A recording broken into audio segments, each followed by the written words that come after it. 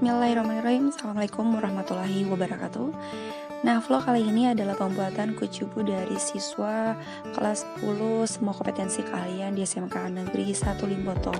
Nah, pembuatan kucubu ini biasanya dipakaikan di pakaian adat dari daerah Gorontalo, dan bahan-bahan ini terdiri dari kain flanel, terus ada tambio ataupun hiasan, terus ada lem lilin dan lem tembak, dan ada juga gunting.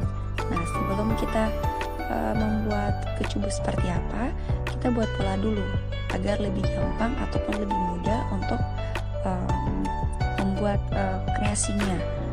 Nah, tonton terus seperti apa pembuatan kecubunya meskipun hanya lewat gambar, dan teman-teman jangan lupa di like ya, di subscribe channel saya, dan nantikan video apa lagi yang akan saya publikasikan di channelnya saya. Sekian dari saya.